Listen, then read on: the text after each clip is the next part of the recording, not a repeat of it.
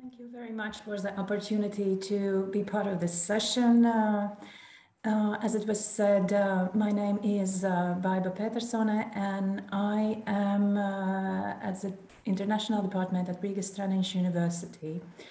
And this morning, I would like to give a brief overview of ways that Riga Stradines University, which is based in Latvia, tries to include as many stakeholders as possible in its international activities. Can everybody see my screen? Just checking. Okay, thanks. Okay, to provide a bit of the context, a few words about the university. We are the third largest public research university in Latvia. We offer education at all levels of higher education, and that includes college, that's a 2-year degree, bachelor's, master's, and also doctoral studies. We were historically established as a medical school, but over time, in addition to the Faculty of Medicine, we have acquired also other faculties that specializes in health sciences, but then also in the early 2000s, we opened several faculties of social sciences. So currently we do have a university status. We offer 71 study of program, and currently we have around 9,300 students, and 25% of those students are international, coming from more than 60 different countries. Internationalization and mobility is one of the university's strategic priorities. We have 6 different strategic priorities set in our strategy, but internationalization and mobility is one of them, and it is a priority that you will find in most of the other strategic priorities related to research, related to education, collaboration with industry, and so forth. So internationalization is everywhere. And of course, being a public university, student experiences are central to us, and also my presentation will mostly focus on student experiences, but of course to provide comprehensive, inclusive student experiences, also other stakeholders such as researchers, teaching staff, administration, technical support staff, and etc. must be included in those internationalization efforts. As I said during my presentation, I will mostly focus on student experiences, but just a quick note also on other stakeholders. For internationalization to be truly inclusive, it is very important that it is supported by the management, and that it is actually supported, and that they do not pay lip service to internationalization. And of course, this support and understanding of the value of internationalization must be demonstrated through the allocation of resources. And by resources, I mean, of course, money, time, personnel, organizational units, dedicated time for employees and other stakeholders to visit partner universities, to attend international conferences, membership in international organizations, and so forth. And of course, those actions should be coordinated, and it should be a team effort rather than one international office or one individual at some faculty or department trying to engage in international activities.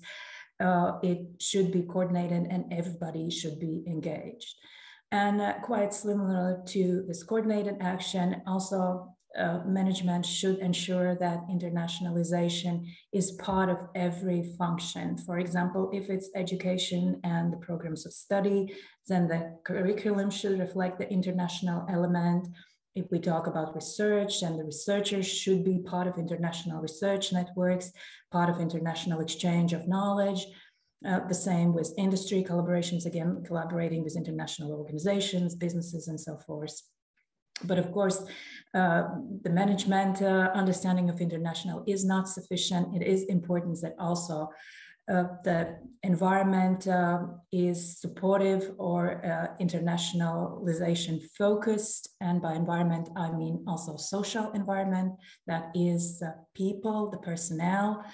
And we try to do it by, for example, engaging teachers in our continuous education courses, where they learn how to work with international classrooms, how to include the international global element in the study curriculum. We offer our teachers language training, English language training. We organize networking events during which our administrative and technical staff can meet international students and talk to those students and see what their experiences are at our university. We organize annually a conference on internationalization in higher education, to which we invite our colleagues from partner universities, and then of course also our staff. And again, that is an opportunity for them to network, to meet people, possibly arrange mobilities to partner universities and so forth. And then of course, physical environment is important, that everybody has access to buildings and other facilities, that signs and maps and everything are bilingual, not just in the local language, but also in English, so that international students can easily understand, that there are health services and other elements that is supportive of internationalization. And now, as I said, I would like to focus on student experiences, and I have divided those student experiences into two groups. First, I will speak about incoming students and then about outgoing students. And by incoming students, I mean our full-time degree-seeking international students, as well as exchange students. And firstly, of course, it is very important before those international students arrive to address all of their needs, all of their questions. So colleagues, we have an international students unit at my department, and this unit is very, very much engaged in communication before the students arrive to the university. That includes sending out newsletters, sending out welcome emails, arranging a Facebook group, replying to students' questions on other social media, providing individual consultations, virtual university tours, and etc. We also have a mentor program that connects our new students with our senior students, and to be a mentor, those senior students have to complete special training and obtain a certificate. We also quite a lot invest in what I call the orienting activities, and by this I primarily mean the orientation week, during which we introduce students to the university, the study process, grading, health services, other student services, the city, culture, student groups, and other possibilities at the university. Also, to be more inclusive and understanding that students come from different cultures, from different backgrounds, we provide sessions on time management, work organization, and other things that can help them better study and get the best out of their stay at our university. We also always think that it is important that our international students have the possibility to interact with our domestic or local students, and of course also other international students, but that is easier. It is always a bit of a challenge to connect our international students with the local students. So we organize an info fair where they can meet other student organizations. We organize social evenings, book clubs, games, hackathons, and other activities. And we try to do it in collaboration with our International Student Association. I just mentioned our International Student Association. We do see it as a wonderful resource to learn about the needs of the students. So we quite frequently meet with them and do brainstorming sessions. How can we make the university more friendly to our international students? But then, of course, we also organize those social events in collaboration with our International Student Association and some other international or domestic student societies that we have at the university. One of the factors, of course, is access to health services. That is very important. And of course, during the pandemic, it has become very, very significant, especially the mental health counseling. And we do have a mental health clinic, and each student is entitled to 10 free sessions, individual sessions, and then of course they can also participate in group sessions. Of course, student housing and accommodation, make sure that the buildings are accessible, also helping students to find accommodation in the city. Then of course, need-based scholarships, those are some of them are funded by the university, some of them are funded by the national government. Of course, this is the area in which we can always do better, but we are trying to support students, international students, on a need basis. And then, of course, when we talk about student support, it has been absolutely crucial during the COVID-19 pandemic at every stage of the pandemic. In the very beginning, online learning, how to use those e-systems, resources, mental health counseling, which I mentioned before, also travel, how to get back to your home country, or if the student decided to stay in Latvia, support them in any way possible, especially if they become sick. Then, of course, immigration and visas, vaccination, recognition of international vaccines, and so forth. Now about support to our outgoing students. Those are our full-time students who are going somewhere else, to our more than 200 partner universities. And of course, one of the most important things is to provide grants and stipends that cover the actual expenses.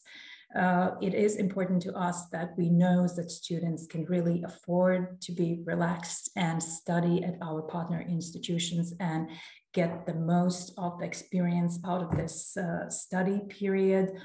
Of course, in Europe, we are very fortunate because we have the Erasmus Plus program that is a wonderful program and that very much supports European students' mobilities.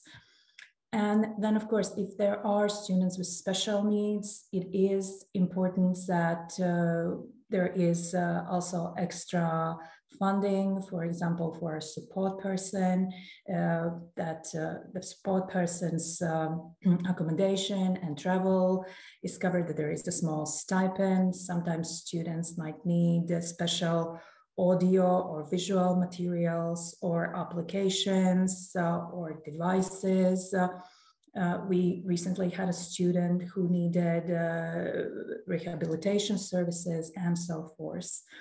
Then, of course, it is also very important to us that we offer a variety of opportunities for mobilities. Of course, there is a standard 1 semester long or a year long mobility, but there are, for example, mature students, students who are working, or students with families who cannot spend a substantial period of time abroad. Therefore, we try to offer also short-term internships or post-graduation internships. And of course, one of the things that the pandemic has emphasized is the possibility of a blended mobility when students spend some time at the home country, joining the partner university online. But then, of course, it is also important that the student goes abroad and does experience a different culture, different social context and situations. Of course, it is always very important to reach different groups of students and to provide comprehensive information about opportunities for mobility or opportunities to internationalize at home, attend different events with international students, or different lectures by international visitors and so forth. So we try always make sure that we reach different faculties, different departments. We always send out information about internships and opportunities to our career service. We also send out information to different student groups. And of course, also individual consultations. Our exchange coordinators are always available, both online and face-to-face. We think that students learn the best from other students. Therefore, we have created a searchable open access database in which our students who have completed their mobility share their experiences, discuss their experiences at a partner university, at a specific country, approach such practical questions as housing, transportation, weather, how expensive is this or that. And all of those students who are planning to start a mobility can access this database, search this database, and learn about the other students' experiences, as well as connect with those students. Then we also try to support students by always maintaining open lines of communication. And this is especially important when the student is away, completing his or her mobility. Of course, there is the partner institution and it has its own support services. But then, of course, for students, it is always important to talk to their own universities about credit recognition, if there are any changes, but also there are certain social or practical situations. And then, of course, we always also try to help them. Can you speed up a little bit? Sure. Wrap up in 2 minutes. Thank you. Yes. Thank you. All of those factors that I discussed before are more related to the university. Of course, there are also external factors. They cannot be shaped by the university, but the university, of course, can help students and other stakeholders navigate those factors. Of course, those are different policies in terms of education, immigration, security, foreign affairs. Also societal norms and traditions, how open are the local society to diversity, to new experiences, new people, infrastructure, of course, how easy it is to navigate the city, access buildings, communications, and so forth. Also, opportunities for employment, opportunities for cultural experiences, social experiences. Of course, language is important. For example, in Latvia, we have some parts and some regions where people do not speak English, so therefore it might be difficult to be really, for international students, it might be difficult to really get included in society. So all of those challenges are outside of the university, but of course the university can jump in and help students navigate those challenges.